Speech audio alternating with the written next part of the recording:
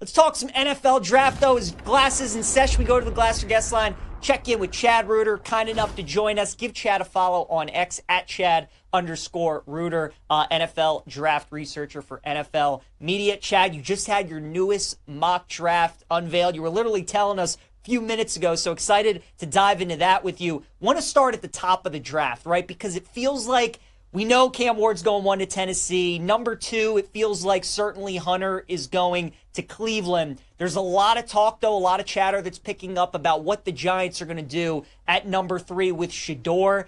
Do you feel like at this point, Chad, like that really is a legit possibility with Shedeur going number 3 to New York? Do you feel like if Cleveland doesn't get Travis Hunter, that if it was between Shedeur and Travis Hunter, the Giants would go in the direction of Hunter? Like, what do you think's the thought process right now, just about a week away with the New York Giants?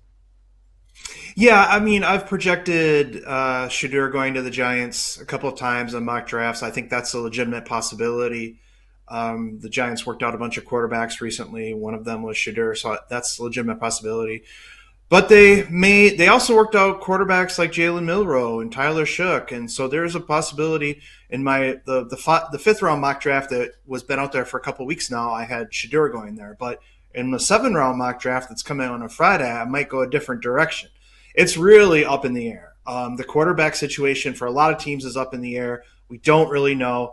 But I think, obviously, if Cleveland went Shedeur, which is not as likely, but certainly if they went a different direction other than Hunter, the Giants would have to consider him because he's just the best player in the class, period. And he's going to be an excellent player for years to come.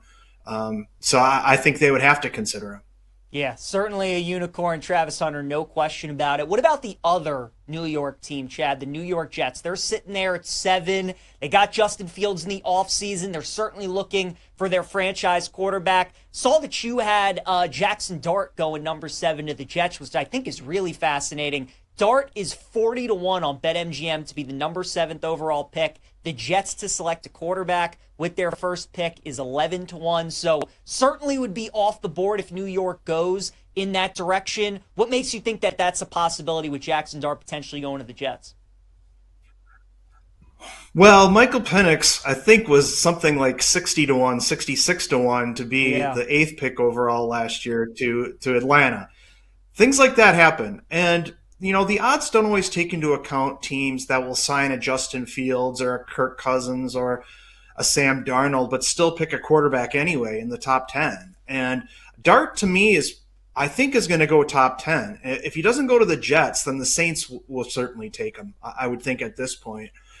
So I think that's a real possibility. Again, in my final 7th round mock draft, I have them looking at Armand Membu, the offensive lineman, just because they could definitely use that back-to-back tackles taken in the class. Just happened with the Steelers the last 2 years, so it's definitely definitely a possibility. But I wouldn't count out Dart. Justin Fields, got more or less a 1-year deal, and teams are taking quarterbacks regardless of who they've signed as veterans. So I think that's a legitimate possibility still. Yeah, I wanted to go with Membu with you next as being the first offensive lineman potentially drafted, because right now a lot of people, it looks like Will Campbell is going to be the first O lineman off the board. He's the favorite at BetMGM to get selected first. Do you feel like when it's those two guys, Chad, like is it all team dependent? Do you think that some teams view one guy higher than other? Do you think that maybe Membu is higher on a lot of boards than maybe we all perceive? How do you kind of break down like Campbell, Membu, and maybe which O lineman goes first in the top 10? Yeah, I mean, because I think a lot of people think that the Patriots are going to go Will Campbell, and it's hard to fault that reasoning. But when you look at a guy like Campbell, who people have made something about his lack of arm length, but also he's got a very narrow base, narrow in the shoulders, and you don't see a guy with that kind of build taken in the top 10 very often. That is typically saved for like the 11th pick. Like Taylor Lewan is a really good example of a guy who went to 11. So there's a good chance that he goes to the 49ers, for example, at 11. But the Bears could take him. But I still think Membu will probably go first. sort of like Ike Ekwonu went, at like 6, I believe, to the Panthers. It's kind of a similar situation with Membu, and so I'm guessing he's going to be the first guy, and then Campbell goes like 10 or 11. But again, I understand why the odds are set with Mike Vrabel taking Campbell at 4. I get it, but Yeah. things don't always happen according to odds. Yeah, no, 100%. Membu, again, plus money, good value there if you think he's going to be the first O lineman off the board. Chad, let me ask you, I think this draft is so awesome because we, again, know Cam Ward's probably going 1, Travis Hunter most likely going 2 as well. After that, though, I mean, we really don't know what's going to happen with the third pick Yeah. and beyond. When you create all your mock drafts and you look at all these teams, is there a pick or two that you look at? And obviously, nothing's a guarantee, but is there something you look at and you say, I really do feel good about that player going to that team? Yeah, it's been hard for me to not have the Jaguars picking Mason Graham at 5. They didn't really address the defensive line in free agency. They spent a lot of other money, but that's a tough pick to come off of. So I think if he's on the board there, if the Patriots don't, kind of throw off curveball to everybody, taking Graham at 4, it's hard for me not to see the Jaguars going with him at 5. Who's the team right now, Chad, that as you create your mock drafts, who's the toughest team to figure out for you? The one that just continues to, give you, that puzzles you when you're trying to figure out what player they're going to take? I have an article on NFL.com now, like 5 pivotal spots in the first round, and the Jets, the Patriots, and the Giants are all there. And those 3 teams, I could come up with 100 different scenarios of what they could do. Ashton Genty could go to the Patriots at 4. The Giants may be missing Saquon Barkley. He could go to the Giants at 3, if they don't like Abdul Carter and Sugar Sanders. It's really interesting top 10 this year because there are so many spots that I'm just not sure. And we've already talked about the Jets. They could very well take a quarterback in Jackson Dart. They could take Membu. They could take Tyler Warren if they fall in love with a tight end like that. So it's really interesting, the top 10. And those 3 spots are I've spent a lot of time thinking about what could happen in those 3 spots.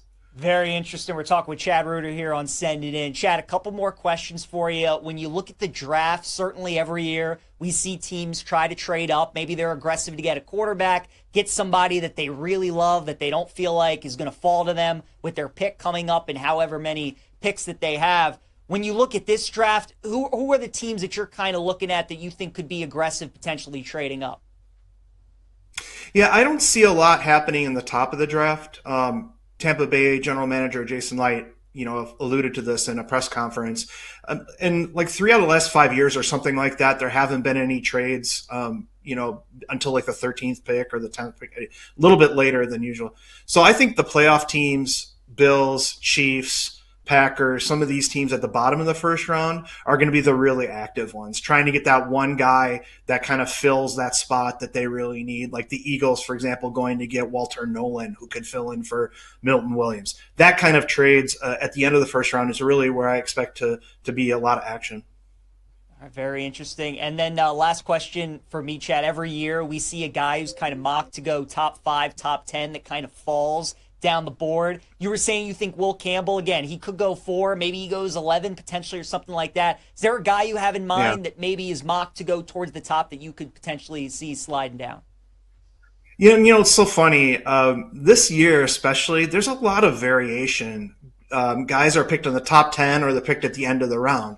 And it just depends on who you're looking at. But I think one guy, Shamar Stewart, Texas A&M, really great athlete. He put up some great numbers at the combine.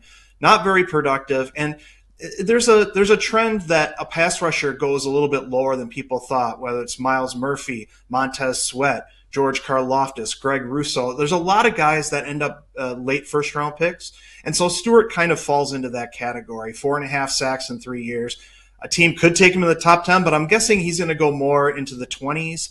Maybe Tampa Bay or Buffalo or Green Bay, somebody like that picks him up at some point at the end of the first round or near the end of the first round. All right, very good. Great stuff as always, Chad Reuter. Make sure you guys give him a follow on X at Chad_Reuter. NFL Draft Research with NFL Media. Always appreciate the time. Chad, thanks so much, man. Enjoy the NFL Draft. Hope to catch up again soon. Sounds great. Thanks for having me on.